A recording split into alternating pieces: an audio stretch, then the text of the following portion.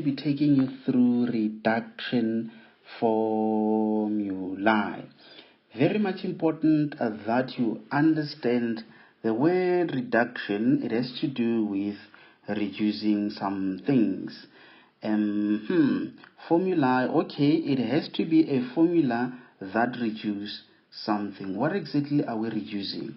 Since we are still on trigonometry, that has to do with the angles, possibly we might be reducing an angle. So a reduction formulae are used to reduce the trigonometric ratio of any angle. Remember, the moment I say trigonometric ratios, just think of cosine and tan. For now, temporarily forget about the reciprocals. Let's assume reciprocals to be something else. But every time when I say trigonometric ratio, I'm simply talking about the sine, tan, and cos. So reduction formulae are used to just reduce the trigonometric ratio of any angle to the trigonometric ratio of an acute angle. Yeah, it sounds complicated, it sounds difficult to understand mathematically, but let me try to break it down. Since I said trigonometric ratio, I could be talking about sine, cos, or tan. So what I meant was, if you have any of these trigonometric ratios, as long as the angle it's not an acute angle, it means it could be obtuse reflex or a revolution. I hope I'm representing it correctly there. So a reduction formula is used to reduce it to an acute angle. So that means any angle which is not an acute angle, we use a reduction formula to reduce it back to acute angle. So that includes angles, let's say, since here it's 90, then it means all other angles on this side, they can be reduced using reduction formula, so that we reduce it to becoming an angle which is between 0 and 90. So that means even 210, it's a big angle which can be reduced using a reduction formula. So I just wanted to explain mathematically what I mean when I say a reduction formula is used to reduce a bigger angle to an acute angle. That's it in short.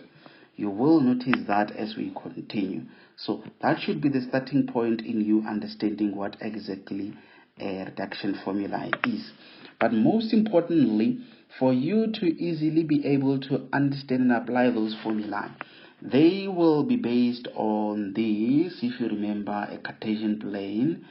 I'm pretty much sure that you remember on the previous lessons that we said this is the cast diagram, just to keep things simple, where we said all the trigonometric ratios in this quadrant are positive.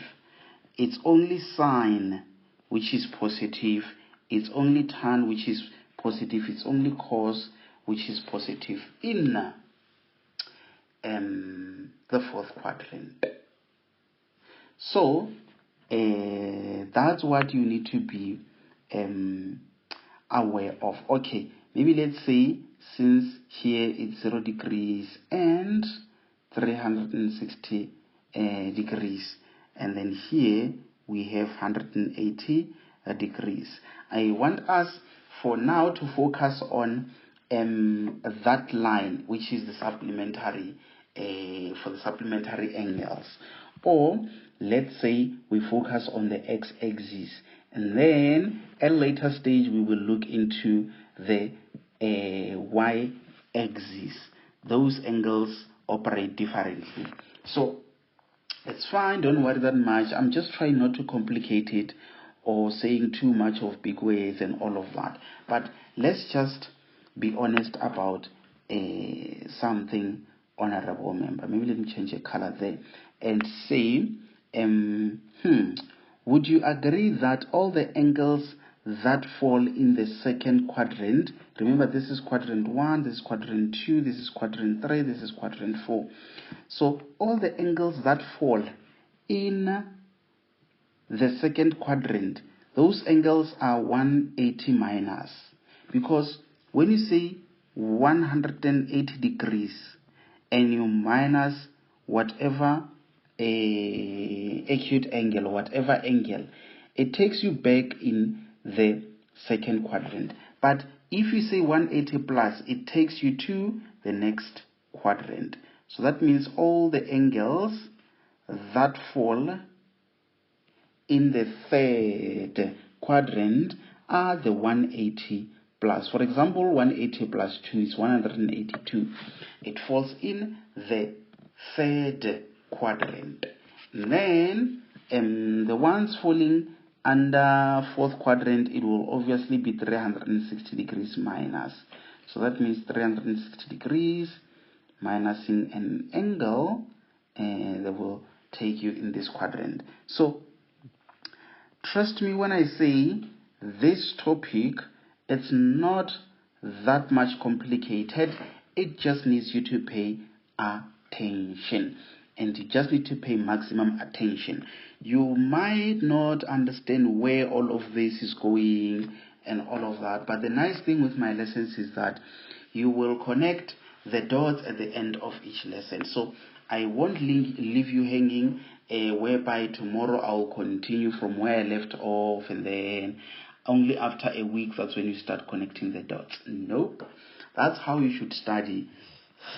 You start to finish whatever that you've started. Make sure that by the time you leave, at least you've connected the dots, so that when you continue, you will sort of have an idea of where you are going. So I'm pretty much sure that you now understand that I've just made how many reduction formula. Let's say this is reduction formula number 1 and number 2, reduction formula number 3. Yes, I'll just limit it to that at this stage, so that it doesn't confuse that much. So let me give you an example and say you may be given something like, let's say, sine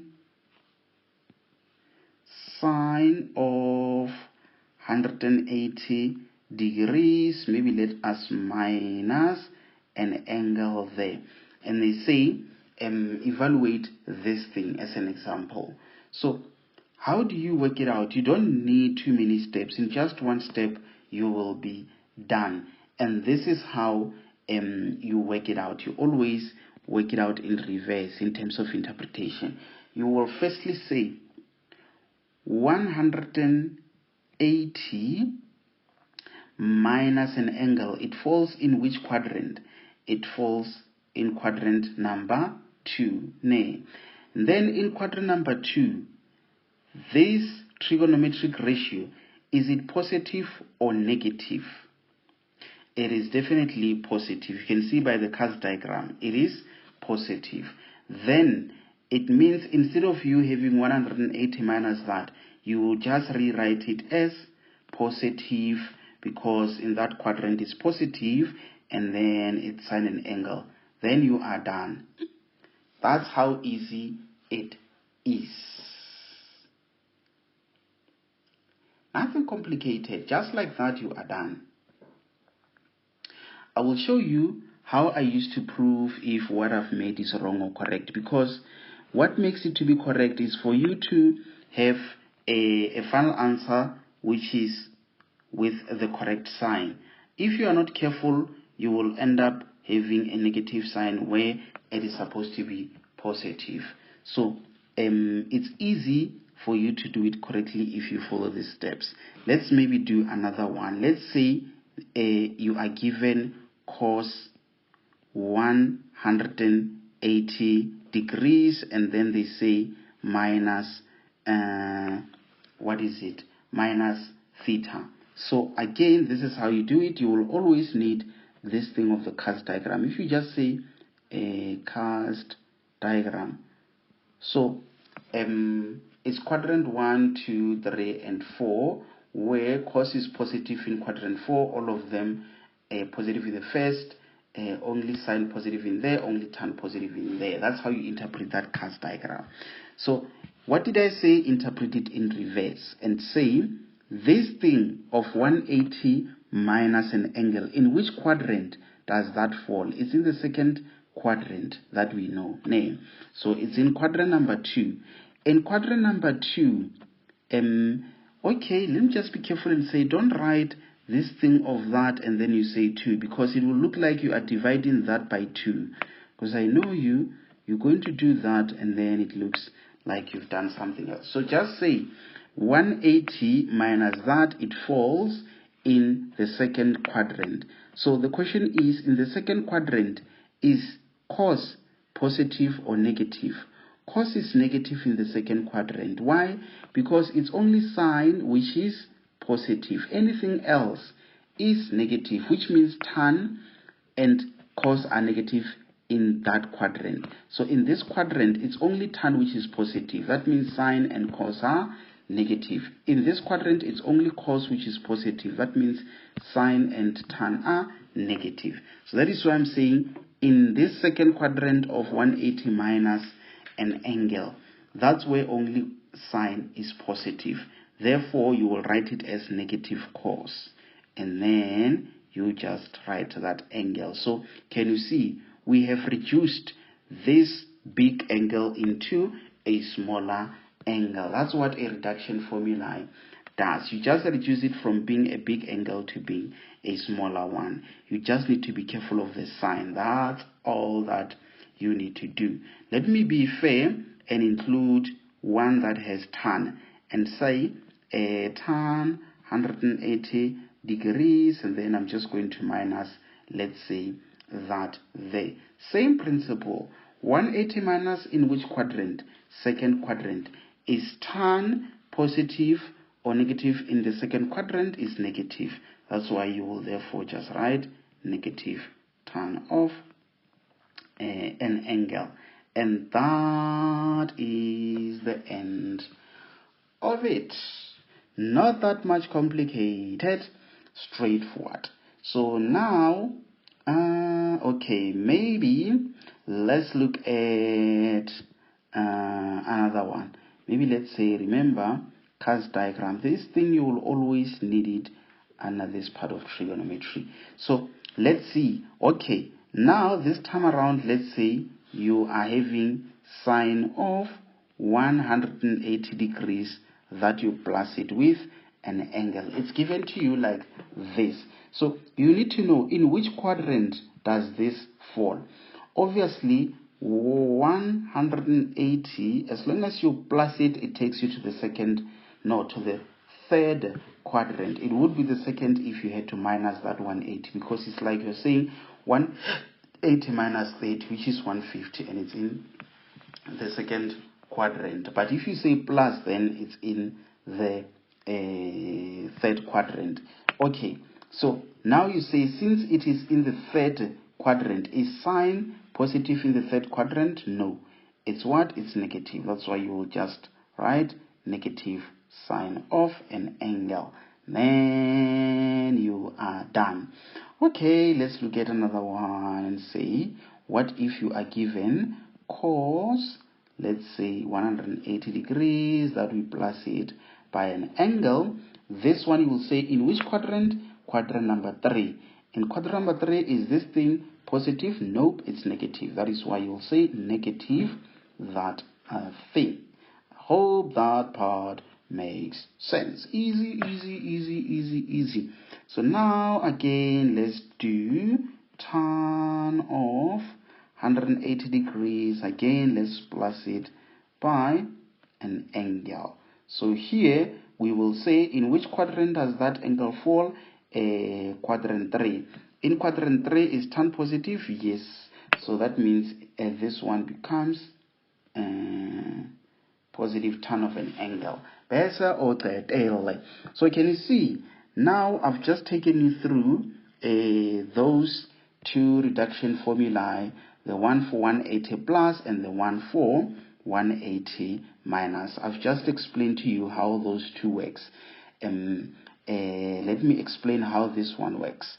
So those two, I'm pretty much sure that you fully understood how they work. So now let's see. This one for the 360, remember you will always need this thing. Maybe for me, I always had to draw it with a pencil so that I can visualize whatever that I'm about to do. So let's say you have, let's say sine of 360 degrees.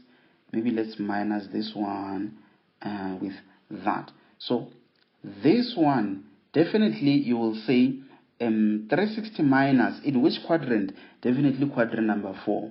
In quadrant number 4, is this thing positive? Nope, it's not. Then it means you have negative sine of an angle. Then let's maybe move on to the second one. Let's do this one, of course. 360 degrees. Let's minus an angle there. So we will say, in which quadrant? Quadrant 4. Is this thing positive? Yes. We have C in that quadrant 4. Therefore, it becomes positive cos of an angle. Let's do the last one for tan. We will say tan of an angle. And then we are having 360 there, that we minus it by an angle there. And then we will say tan into 360 degrees minus that. And we will say, in which quadrant? In quadrant number 4. Is this thing positive? Nope. That's why we end up writing that as negative tan of an angle. Okay, here comes that part where I say I used to somehow prove if my answers are correct.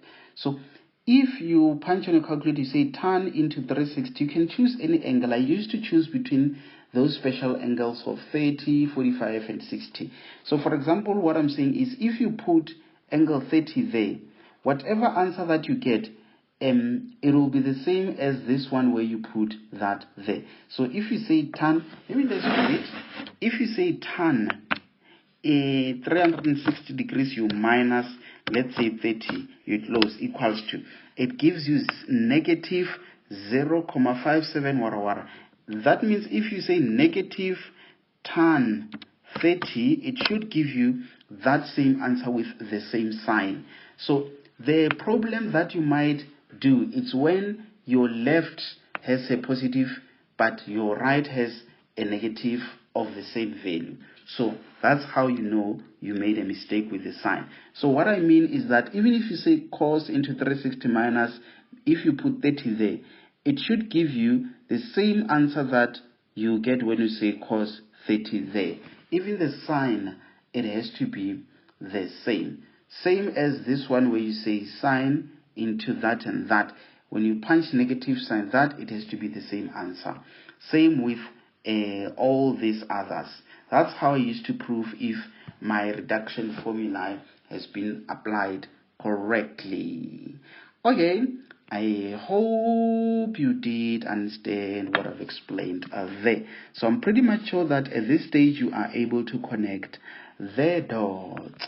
So you will definitely be tested where you are given some funny stuff, but trust me when I say all that you need is the cast diagram. That's all that you need. Cast diagram. You can go to an extent of reminding yourself to say, when I'm given 360 minus an angle, it falls in this quadrant. If I'm given 180 degrees plus an angle, it falls in this quadrant. But for me, I never struggled with remembering these things, because I just know that if here is 180, then what falls behind is 180 degrees minus an angle. If it's a plus, it's the next quadrant. And then even that one for 360, if it's a minus, that quadrant. So easy, easy, easy, easy. So what you may expect, for example, the testing level or the exam level or whatever, they will just give it to you and say simplify. Why would they say simplify? It's because it does not have an equation this time around.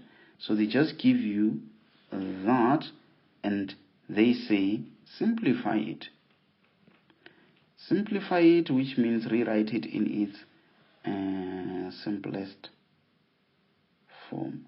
Is it even a plus there? Not a plus. I don't know why, but it looks like this thing is not writing nicely. Okay, so how do you do it? Firstly, look at the numerator.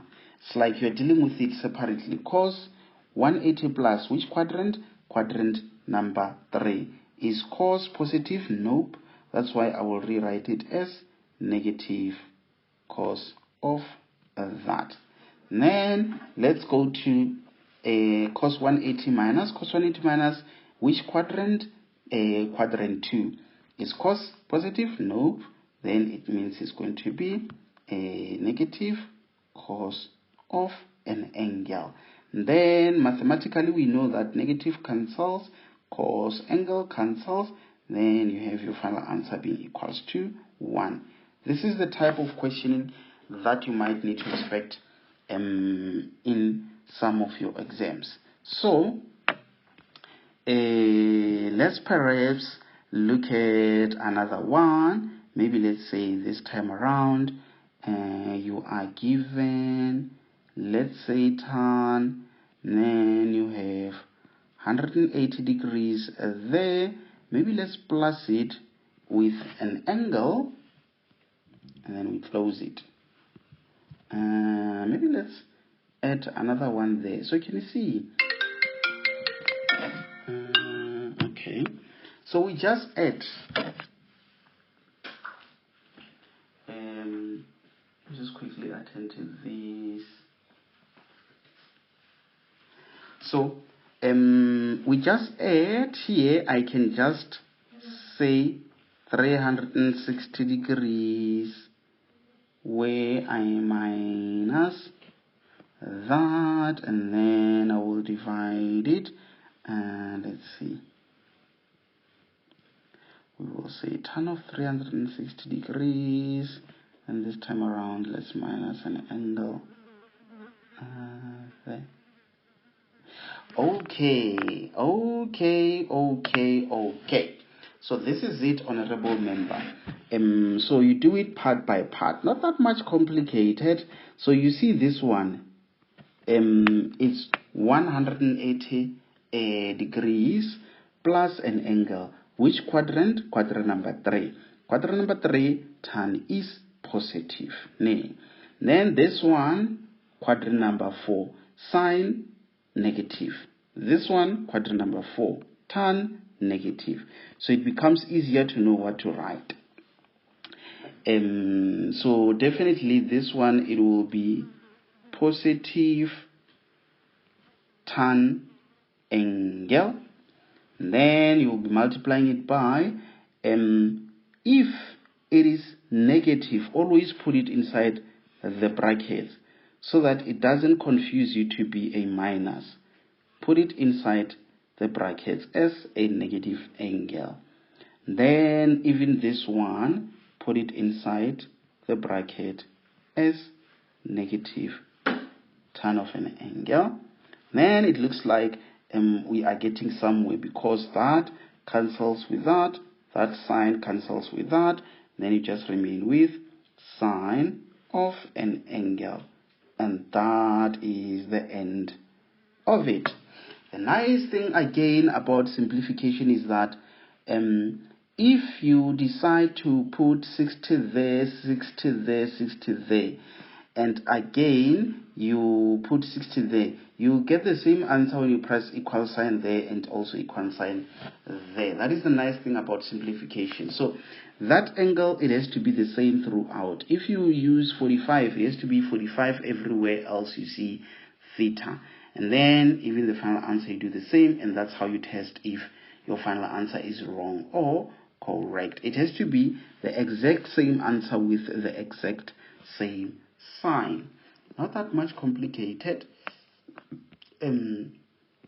If you pay maximum attention and you make sure not to miss, that's why it's important to never miss a class, because once you do or you skip a class, you will not understand what's going on in the class that you missed, or the class that comes after the one that you missed. Okay, so let's say now we add a bit of a spice there and say this is now what we are having. Let's say squared there and say 360 degrees. You know, things get easier as you add more grades. Things are complicated in the lower grades, but as you progress, trust me, things get easier. It's just a matter of checking if you can be able to pay attention. So yes, let's say this is exactly what you are given. So you have 1 minus, let's see, how are we going to do this one? So if you have that squared there, rather do it like this, how I've explained. You see, that squared is actually there, and this thing inside, it is the same as that. So you've got many ways in which you can interpret this thing, because basically squared means 2 of exactly the same thing. So now if squared means 2 of exactly the same thing, so that means this thing is the same as 1 minus a tan of 360 degrees minus that multiplying that same thing. That's what squared means most. So can you see what I'm doing there? I'm trying not to take a shortcut.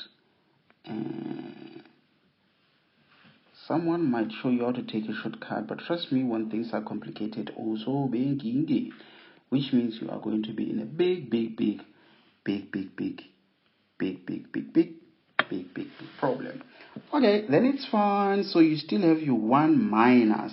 This thing is in quadrant number 4. And in quadrant number 4, tan is what? It's negative. So that is why you will need to put it inside the brackets and say, if you have to reduce this thing, this is how it will look like. This one is forced to be the same, because if you remember, we just said squared means 2 of exactly the same thing. I hope you are following, because remember, this is connected to all that we did previously. Very much important that you pay maximum attention to understand that when you have a squared, it simply means 2 of the same thing. So now what are you having? That negative multiplies with that, it becomes positive. You have tan multiplying with that tan, then it means you are back to tan squared of an angle. I'm not sure what happened there. Of an angle. Okay, so now you are done. The last part of it is for you to remove the brackets. You have invisible 1 there.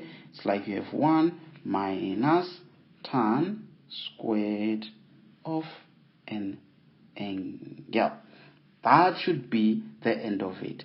If you decide to put 30 there, 60 there, or 45, and you also put it there, you should get the same answer with the same sign. And that's how you know that you have worked it out nicely and correctly. Please try to redo or watch this again before you can attempt any exercises, because it will be based on this information. So I think I'll leave it here and say until we meet again.